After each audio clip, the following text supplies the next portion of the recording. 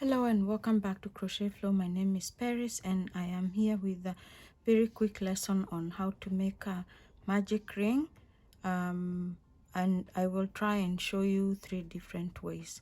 So when we talk about magic ring or magic circle, whichever way you want to call it, it's what you need to start working in the rounds, this spot right there, and that's an important part of making amigurumi, so anything that works in the rounds, excuse me. So this one is usually tightened with the one end of the yarn, and it kind of closes completely, and this is something you really want to achieve when you're making amigurumis. So I will show you 2 or 3 ways of how to make a magic ring, and it's usually hard for people to follow, maybe because it looks like it's too many steps when I show how to do a magic ring this way. So holding my yarn, this end of my yarn on my palm like that, and then I cross it, and I have 2 of them, so I'm holding it like that with my ring finger. So I pick up this loop, the second loop. So again, I'll show you. So I'm holding this part of the yarn, I crisscross it, and it goes round my fingers like that. So I go through with my crochet hook and I pick up the second one and pull it through. Okay, and then you have to hold it together like that. Now you have to imagine that you are working along these two two pieces of yarn, because then this is the part that you will pull. So let's do a few single crochets there, the regular 6. So as you can see, I'm holding the circle open, so I'm gonna start with the dummy stitch, and then I'm gonna start single crochet. So 1, 2, 3, 4, 5, and 6. Now when you're done, you just have to make sure your stitches are not twisted. Hold them together and pull this short end completely like that, and as you can see, my magic ring is sealed. Then I take this stitch, the last loop, and I'm going to use it to close the magic ring by going through the first stitch, pick up a loop, go through and pull through completely. That's a slip stitch, and it has closed my magic ring completely. So that's the first way of making a magic ring. And now you would continue with your stitches in that way. From if you're doing spirals, you don't need to join, but you would continue that way, round and round. And if it comes loose, all you do is pull the short end of the yarn. Okay, that's one way, and it seems to be the most confusing to most people. Now I'll show you a second way, is just making a slip knot. So the same way you would make a slip knot or like a noose, and instead of closing it completely, you make it pretty loose. So make a slip knot, and instead of pulling it through, you just pick up this loop. Okay, so now again we are back to the same loose magic ring that we had shown in the first way, and now you would go ahead and make your dummy stitch, holding that circle open like that, make a dummy stitch, and then start your single crochets. 1, 2, 3, 4, 5, and 6. Okay, in the same manner you would pull the short yarn and pull it through, similar to the first sorry for the noise, similar to the way we closed the first magic ring. And in the same manner you would go in the first stitch, pick up a loop and slip it through. That way you've closed the magic ring. Now that's our second magic ring. I'm just cutting them so we can compare when we are done. Now you just need to imagine that if you were to start from a flat surface, you would lay your yarn like that and make sort of a circle like that. Just imagine that you will be working along these two, because then finally you have to pull this through. Okay, so even if I started my magic ring down there, I would pick up my crochet and pick up a loop. Okay, and make your dummy stitch again, and again start your single crochets. Okay, 3, 4, 5, 6, and then in the same manner you would pull through that. I hope this is helping to understand a magic ring.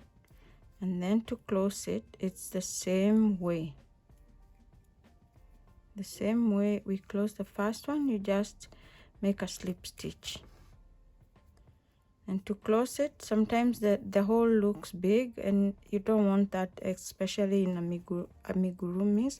You just keep pulling on the short end of the yarn. Now, if you still find that hard to understand, another way you would substitute for a magic ring would be to make to start with a chain. 1, 2. Start with a chain of 2, and then you would work your 6 single crochets in the first chain. So you would, this one doesn't count as a stitch, so the second one is here, so this is the first one. So you would work your single crochets in the first chain. So again, work 6 single crochets, 2, 3,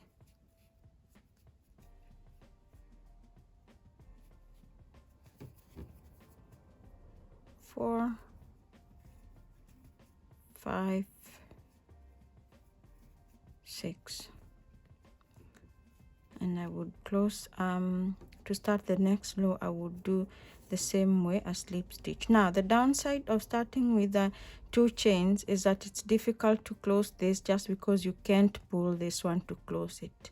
So that's the offside of starting with chain, especially when making amigurumis, because then you would have to go ahead and close this magic ring in another way, and that would be to use a darning needle and go through and tighten it. That's going to be an extra step for you, but if this is the only way you can start a magic ring, then so be it.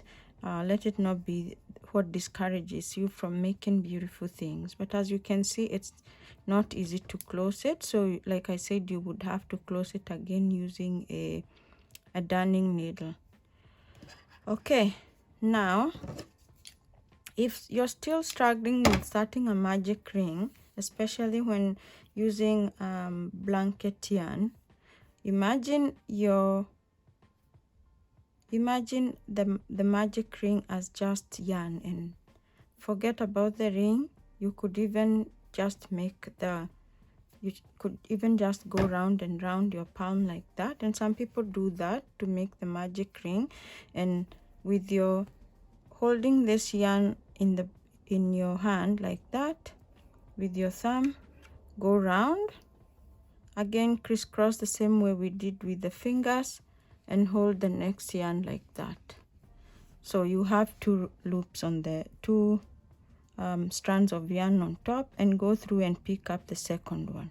Okay, now you just have to be careful to hold this open and take your working yarn, which is attached to the skein or the ball, and again remember you're working along these 2 strands. Make your dummy stitch and make your 6 single crochets. 1, 2, 3, 4, 5 and 6. Again, remember to make sure they're not twisted. Now pick up the short end of the yarn and pull it right through. Don't worry about this part. You're going to be you can hide it along as you crochet, or you can come back after you finish your project and just weave the edges through. And as you can see, it closes the magic ring very well. So one last time I'll show you using my palm. So I hold this short end like that, hold it with my thumb, crisscross it, and go the back of my hand. So I'm going to put my crochet hook through the first one, pick up like that, pick up a loop on the second strand and pull it through. And that's where I start with my dummy stitch. So your working yarn is again the long one that's attached to the ball, and you always work along 2 strands of yarn, because one is what you're going to pull through. Whether you're working double crochets, the process is the same. Just remember, work on 2 strands, because one you're going to pull it through like that. I hope this makes sense, because I find that making a magic ring is a struggle for many people. So think about it just that you're working along 2 strands of yarn and you're gonna need to pull one. So it doesn't matter how you start the chain, it's just that you have to remember you will pull through that and close. The other way would be to start using sort of a different color of yarn or close to what you're working with, and if this will help, you would make sort of a loose knot like that. Okay, and then you would have to work around that knot. So pick up the knot loosely like that, and now I'm gonna start working on it using my white yarn.